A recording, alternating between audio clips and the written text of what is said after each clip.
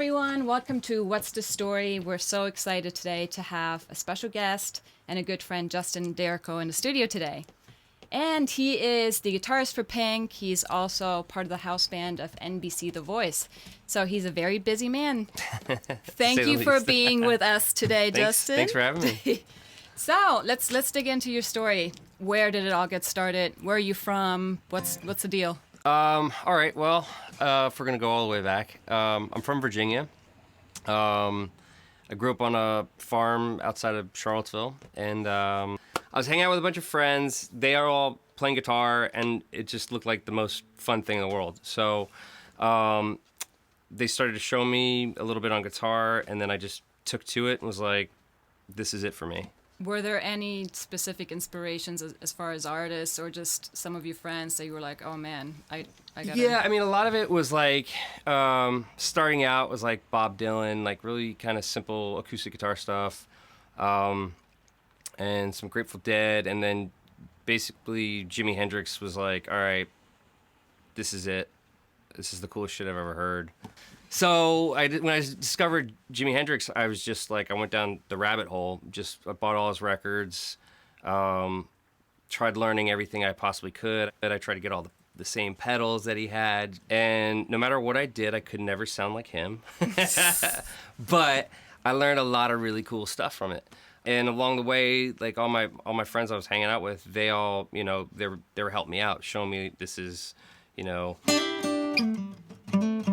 these are all the cool double stops, and it kind of got to a point where all I could think about was guitar. Like I could handle school till about lunchtime, and then I got out, and then and then I just go home and practice. Ended up working at a music store, and that's where I learned a lot of really cool stuff. Because growing up where I grew up, at the time, there were amazing guitar players. All the Dave Matthews guys, that's where they all formed, and so that kind of really boosted that local music scene. And then I started taking lessons with this guy, Aaron Evans, who really, really took me under his wing and showed me a bunch of, theory and like really how, like all the mechanics of how all this shit really works. Hey guys, come check out my studio.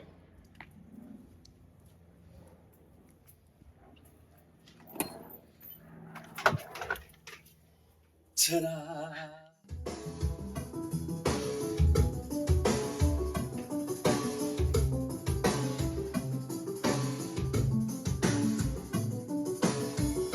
So here we are inside of Justin's studio, and we're going to take a look at some of the things he does. And you'll see it's pretty amazing how many different guitars and things he has set up to do all the work he does. So you got a song worked up for us. Yeah. So we're going to check you out really playing on something. Okay, yeah. So let's do that. All right.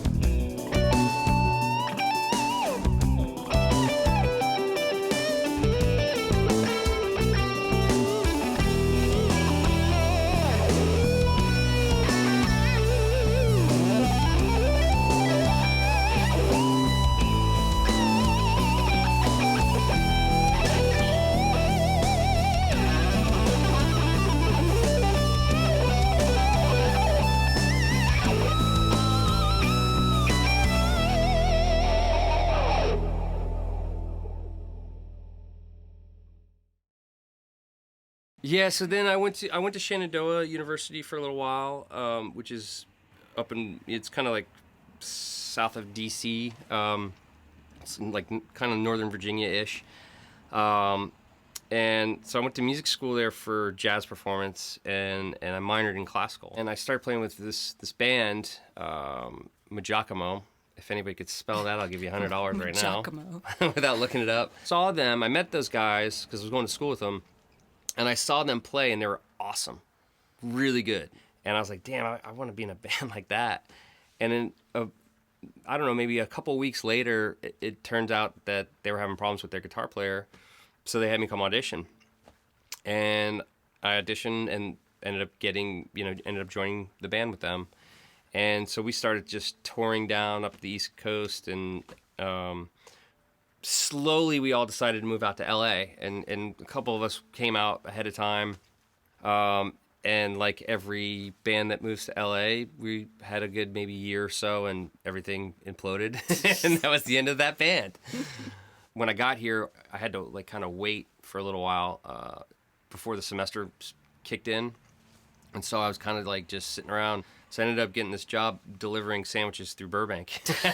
No way. Yeah, I did that for a little while, and then I started going to MI, and which was an amazing experience. Like I learned a lot about guitar at MI, and then through that I ended up meeting a friend, and he graduated before me, but we had the same guitar teacher, and he introduced us, and so we were hanging out at my apartment in my studio at the time, my studio apartment, and and we were jamming, and this guy Barry Squire called him up, and Barry Squire's the guy who everybody in town like hires to get musicians. And so Barry called Dory, my friend, and he said to Dory, "Hey, I've got this audition for this band called The Calling. Would you like to come?" And Dory's like, "Yeah." He goes, "But you know what? I'm sitting here with my friend Justin. He's an awesome guitar player. He should come too." And he was like, "Bring him." Yeah. And so, and at the time I knew who Barry was, and I'd been trying to get on his radar for a long time, and that was it. That's what got me on Barry's radar. Right time, right place. Literally. And then I went and I got the gig, and that was like my first big break. And then from there on, like one gig sort of just led to the next. Tell us real quick how you connected with Pink. How did that come about?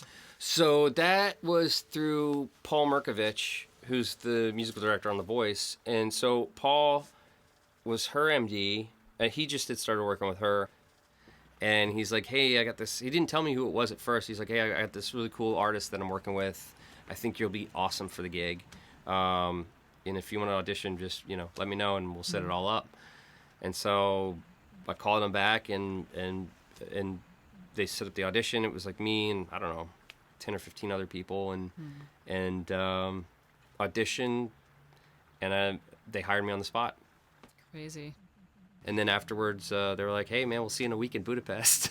Wow.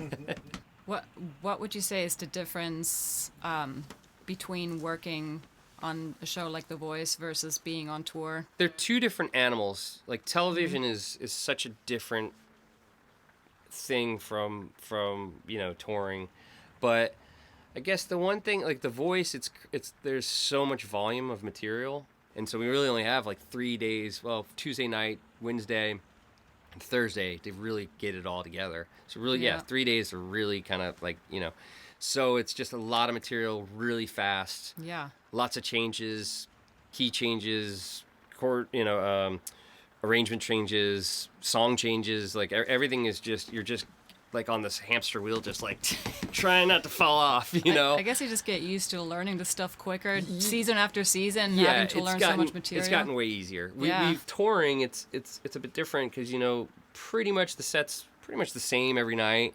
There might be some variants, but I mean, with Pink, like a lot of stuff has to stay the same because there's so much choreography and dangerous shit happening that it's got to stay. Aerialist. It's got to stay, like we have to have a plan and stick to it, Yeah. And so, which is cool because, like with The Voice, I'll get up and play a song where I might have played it 2 or 3 times before we ever or played it in front of an audience.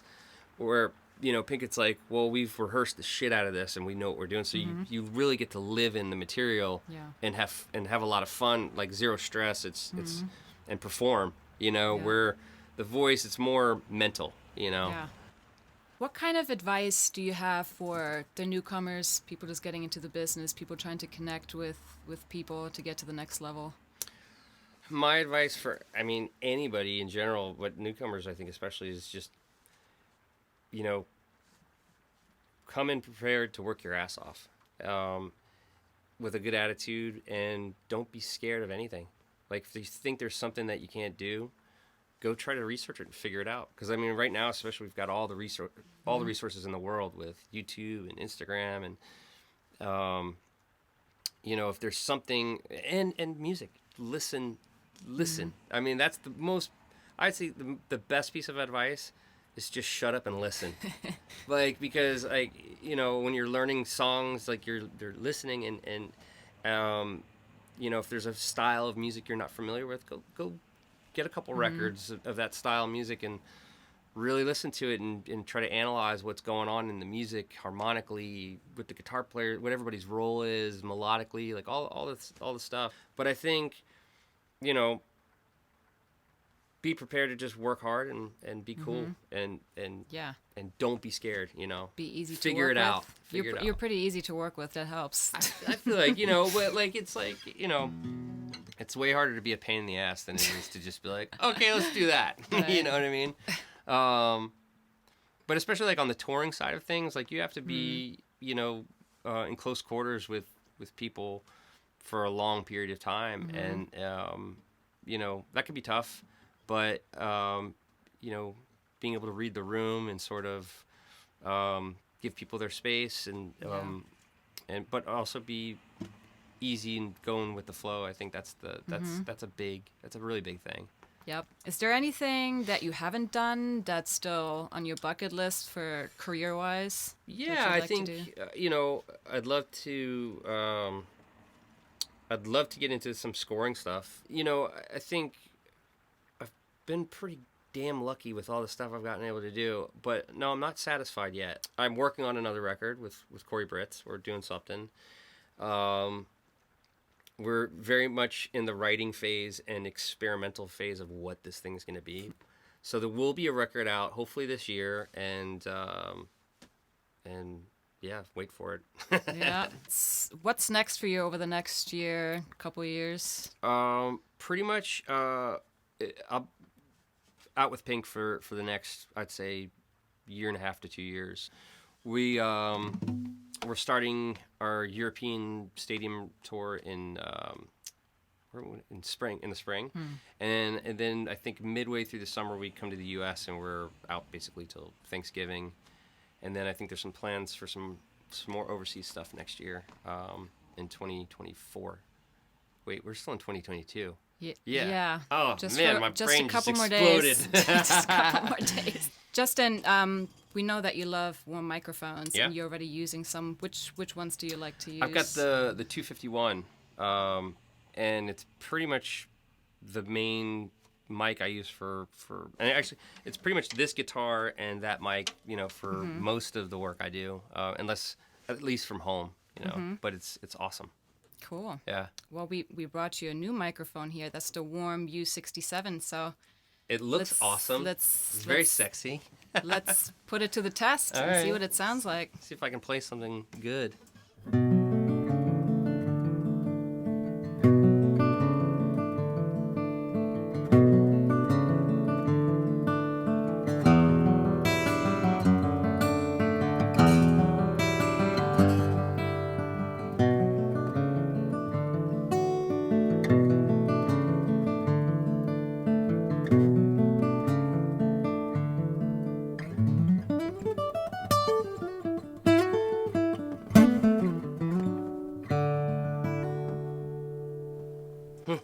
Can listen to that all day. Yeah, sick. Check it out. This is actually his tour rig here, the one that he uses when he's out with Pink. And tell us a little bit about it. Yeah, so I've got this Ampete switcher, so it gives me the capability to do 4 heads and 4 cabinets. But so I can run 2 cabinets at a time. And that's the max, and I can only run 1 head at a time. And then I've got the Shiva, the Friedman, the Marshall, and the Amplified Nation in line, and I'm able to switch. So here's the Friedman. Some of my volumes might not quite match, but so that's like my kind of basic clean sound. Even if it's a little dirty, but it's like my basic clean. And then here's the Wonderland Overdrive. Right. And then here's my Shiva.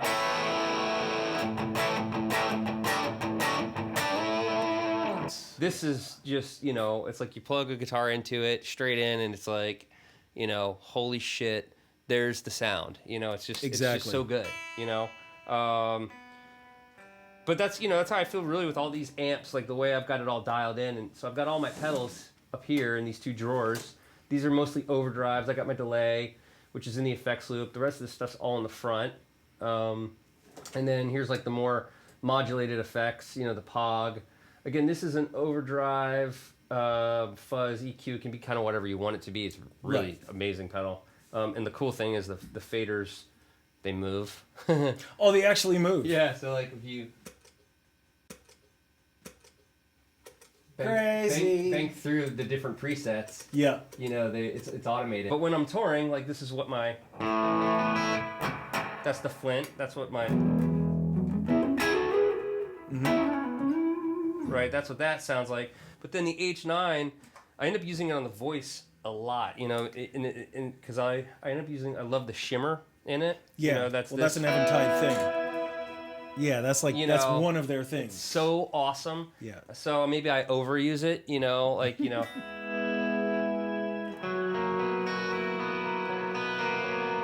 A lot of cool delays and modulated stuff in here that, you know, I do use some of them. I got some presets for like Pink and stuff like that. But yeah, and then you know, I've got this, my Pog. So hang on, let me get rid of that. Pog, you know, which I'll use on. That's what I use that for, pretty much. But awesome pedal. And you can. There's a lot of different presets you could do in this thing. I'm kind of like, I'll find one thing that works and just kind of, you know. And then I've got this EQ pedal, which just comes in pretty damn handy. And sometimes like I'll just use it as a boost. Sure. So now like, see how like it's fairly, you know, it's still breaking up a little bit. But then when I whack that in, gives me, it's almost like a overdrive pedal. Yep.